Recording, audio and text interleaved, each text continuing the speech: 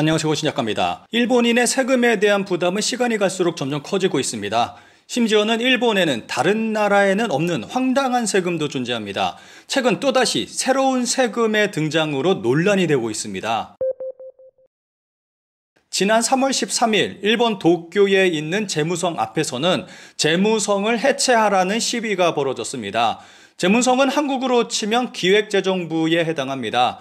모여든 사람들은 일제히 재무성을 해체하라, 소비세 폐지 등을 외쳤습니다. 이 시위는 도쿄만이 아니라 전국 각지에서 밤까지 이어졌습니다. 재무성 해체라는 키워드를 분석한 결과 엑세는 작년 11월경부터 늘어나기 시작해서 17만 건으로 급증하기도 했습니다. 국회에서 103만 엔의 벽이 논의된 이후 1월 후반부터 급상승하기 시작해서 2월 21일 행해진 시위 다음 날에는 42만 건이 넘어 최고치를 기록했습니다. 여기에는 인기 유튜버들이 재무성 해체를 주장하는 영상이 높은 조회수를 기록하면서 더 크게 이슈가 됐습니다. 시위에 참여한 사람들은 물가는 물론 세금도 오르고 있어 저축도 힘들다. 재무성의 정치적 영향력이 강해 정치인이 재무성에 끌려다닌다 등의 말을 전했습니다. 한국 시위하고 비교하면 정말 적은 인원이지만 이렇게 사람들이 거리로 나와서 시위를 한다는 것 자체가 일본에서는 정말로 놀라운 일입니다. 그만큼 일본 국민들이 느끼는 경제적 어려움이 크다는 것을 말해주는 증거라고 생각합니다.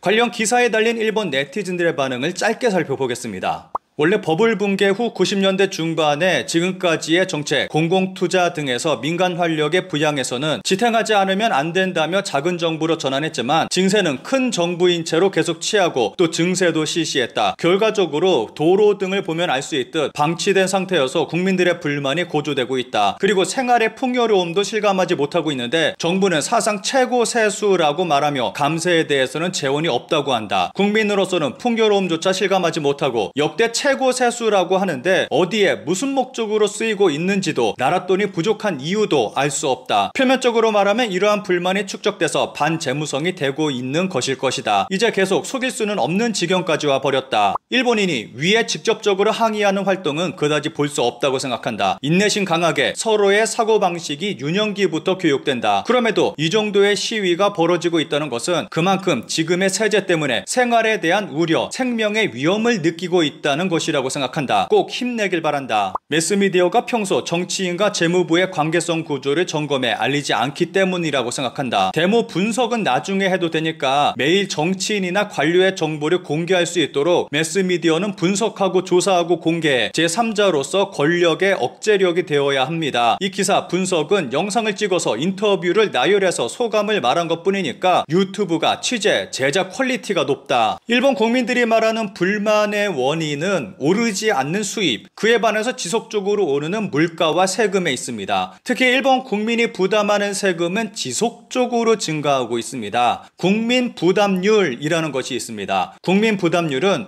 조세와 사회보장기여금이 GDP에서 차지하는 비중으로 조세 부담률보다 포괄적으로 국민부담 수준을 측정하는 지표입니다. 한마디로 국가에 얼만큼 돈을 지불하고 있는지를 나타내는 지표입니다. 최근 일본 재무성이 2025년 국민 부담률 전망을 발표했는데 이것이 논란이 되고 있습니다. 일본의 국민 부담률을 나타낸 그래프입니다. 1975년 25.7%였던 것이 2025년에는 46%가 넘을 것으로 예상되고 있습니다. 50년 동안 20.5포인트 증가했습니다. 그만큼 일본 국민들의 부담이 점점 더 커지고 있다는 것을 말해줍니다. 일본 인터넷상에서는 수학의 반을 소장료로 바친 에도 시대하고 비교하며 비난의 목소리가 높습니다. 참고로 한국의 경우는 국민 부담률이 32%로 OECD 평균하고 비슷한 수준이지만 한국 역시 급격히 오르고 있는 추세입니다.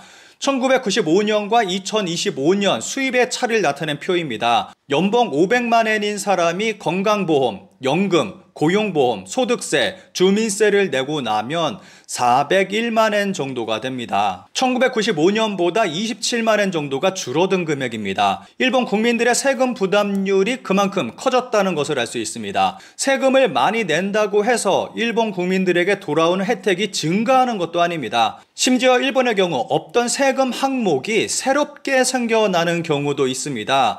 대표적인 예로 부흥세를 들 수 있습니다. 2011년 동일본 대지진으로 피해를 입은 후쿠시마 지역의 부흥을 위해 사용한다면서 부흥특별세를 신설했습니다. 부흥세는 소득세의 2.1%를 내게 됩니다. 처음에는 2037년까지 한시적으로 거두려 했던 것이 20년 더 연장돼서 2050년대까지 걷겠다는 계획이 나왔습니다. 심지어는 부흥세의 일부를 방위비에 사용한다는 계획까지 나와서 부흥세를 왜 내야 하는지에 대한 의문까지 들게 하고 있습니다. 이러한 상황에서 또 새로운 세금이 등장했고 일본에서 논란이 되고 있습니다. 완전히 독신세, 2026년부터 육아지원금 징수제도에 숨어있는 미혼자, 무자녀 부부에 대한 무자각한 차별, 일명 독신세라는 세금이 일본에서는 논란이 되고 있습니다. 2024년 6월 일본에서는 개정 아이 육아지원법이라는 세금 항목이 신설됐습니다. 이 세금은 2026년 4월부터 징수되게 됩니다. 바로 1년 앞으로 다가오게 된 것입니다. 이 세금을 두고 일본에서는 일명 독신세라고 부르고 있습니다. 그리고 이 세금의 근저에는 차별이 기본적으로 자리 잡고 있다는 비판도 나오고 있습니다. 기사에서 설명하는 내용을 간략하게 살펴보겠습니다. 애초에 세제에 있어서 독신자가 손해를 보고 있는 것은 사실이라고 말할 수 있는 면이 있습니다. 독신자와 기혼자에게 적용되는 소득 공제가 다르고 기혼자에게 적용되는 소득 공제가 많기 때문입니다. 이것이 실질적으로 독신세의 역할을 하고 있다고 지적하는 전문가도 있습니다. 그리고 이 세제의 정당성을 뒷받침하는 것은 가정을 꾸리는 것이 당연하다라는 가치관입니다. 그리고 기사에서는 이 세금 정책은 사회의 분단으로 진행될 가능성도 가지고 있다고 비판합니다. 독신자나 자녀가 없는 부부에 대한 비난은